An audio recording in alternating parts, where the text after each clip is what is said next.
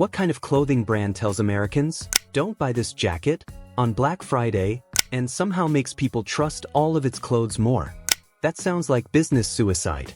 Like the marketing team walked into the boardroom and said, "What if we scare away everyone with a credit card?" But Patagonia did it on purpose. And the strange part is, it worked. Before we break down how buy less became one of the smartest strategies in clothing, tell me where you're watching from. ND, stay with me, because this story is not really about jackets. In 2011, while every retailer was shouting "buy now," Patagonia ran a full-page New York Times ad with one dangerous line: "Don't buy this jacket." No fake countdown. No, only 3 left. No model staring at a mountain like he just discovered inner peace. Just one jacket, one warning, and one message: think before you buy. But this was never only about one jacket. That ad became a bigger statement about clothes, waste, shopping habits, and why people keep buying things they do not truly need. Patagonia was not saying, "Never buy from us." It was saying, "Stop buying without thinking." And in a world where every brand is begging for attention, that honesty felt shocking. But before Patagonia could tell people to buy less, it had to build something most brands cannot fake for long: trust. Fashion is built on speed. New season, new drop, new color, new reason to make last month's hoodie feel like it belongs in a museum. Fast fashion trained people to buy quickly, wear lightly, and replace constantly. One week you love the outfit. Next week, the internet treats it like expired milk. Patagonia went the opposite way. Buy less. Repair more. Reuse what you own. Only purchase what you actually need. That sounds terrible for sales. But Patagonia was not trying to stop buying forever. It was trying to change how customers felt when they finally did buy. That difference is everything. The story starts with Yvon Chouinard, Patagonia's founder. He was not a typical corporate founder in a shiny suit saying "innovation" every 8 seconds. He was a climber, surfer, craftsman, and outdoor guy who cared about gear because he actually used it. Patagonia did not begin with the question, "How do we make people buy more clothes?" It began with a better question: "How do we make gear that lasts?" That one question became the brand's backbone.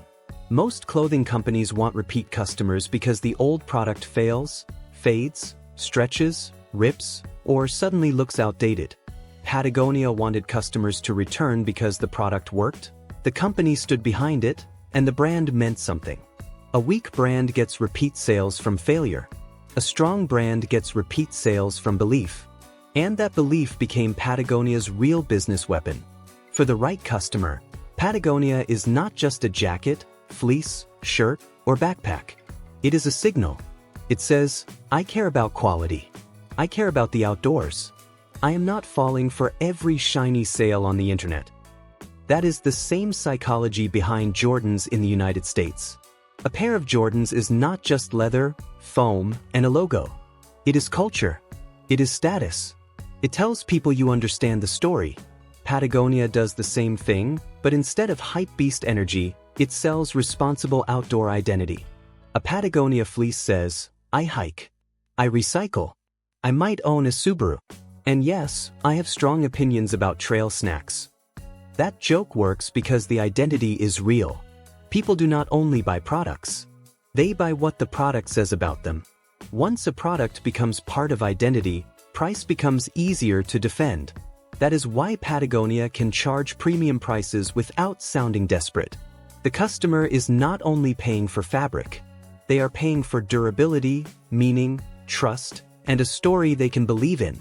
And when a brand gives customers a story they feel proud to repeat, marketing becomes much cheaper.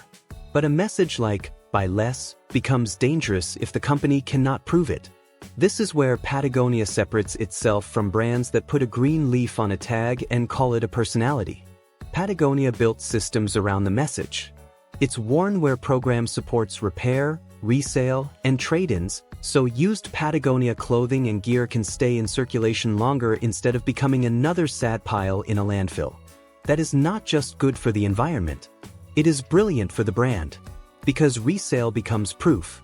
If an old Patagonia fleece still has value years later, then a new Patagonia fleece feels safer to buy today. It is like seeing a 20-year-old Toyota Tacoma listed for a price that makes your bank account whisper, "Please don't." You may hate the number, but you understand why it exists. Durability creates resale value, and resale value builds trust, and loyalty creates pricing power. Most brands need constant newness to survive. Patagonia can sell a slower, deeper story. It does not need to convince you that your old clothes are worthless. It convinces you that one good piece can be better than 5 weak ones. That is not just sustainability. That is strategy. Then Patagonia made a move that turned the story from smart marketing into something much bigger. In 2022, Yvon Chouinard and his family transferred Patagonia's ownership into the Patagonia Purpose Trust and the Holdfast Collective. The goal was to protect the company's mission and direct profits not reinvested in the business toward environmental work. Any brand can post a Soft Earth Day video. Any CEO can stand next to a tree and look like he just discovered oxygen. But changing the ownership structure behind the business? That is harder to dismiss as marketing. Patagonia is still a for-profit company. It still sells clothes. It still needs customers, workers, suppliers, margins, stores, and revenue. The jackets do not sew themselves because a mountain felt inspired. But the ownership move gave the brand a stronger answer to the question every customer secretly asks. Do they actually mean this? For Patagonia, the answer feels more believable than most. Still, the company is not perfect. And strangely, that makes the story stronger. Patagonia does not claim that buying its clothes has no impact. It admits that making products has a cost. Progress sounds real. Most companies hide the messy garage and only show the clean kitchen. Patagonia opens the garage and says, "Yeah, we are still working on this." That makes the brand feel human. And human feels believable. This is the hidden truth behind Patagonia's strategy. Its flaws do not destroy the brand because the company admits the challenge first. It does not say, "Buy our clothes and save the planet." That would be too easy and honestly too fake. It says, "Making anything has an impact, so buy less, buy better, repair more, and keep products alive longer." That gives customers moral permission to buy without pretending consumption is harmless. And that is the paradox. Patagonia criticizes overconsumption while still selling premium clothing. On paper, that sounds contradictory. In real life, it works because humans are contradictory too. People want nice things. They also want to feel responsible. They want comfort, quality, meaning, and a story they can defend. Patagonia sits exactly in that emotional gap. And that is why this strategy is almost impossible for most brands to copy. A fast fashion company cannot suddenly say, "Buy less," while dropping new styles every 5 minutes like it is speedrunning a mall. The message would collapse because the business model would expose the lie. Patagonia's message works because the clothing, repair system, resale model, ownership structure, and public honesty all point in the same direction. Not perfectly, but consistently. And consistency is what builds trust.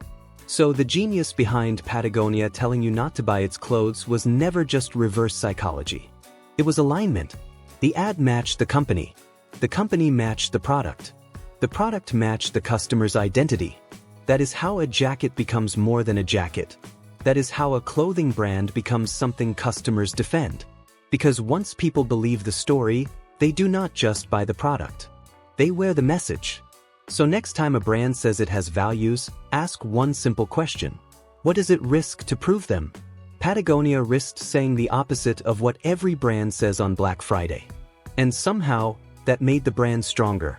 Because in a noisy market, the quietest message can become the loudest one in the room.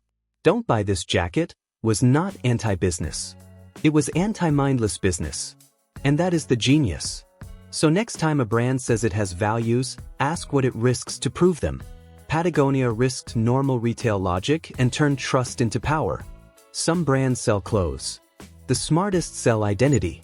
And once customers believe the story, they wear it proudly. For more breakdowns, like and subscribe.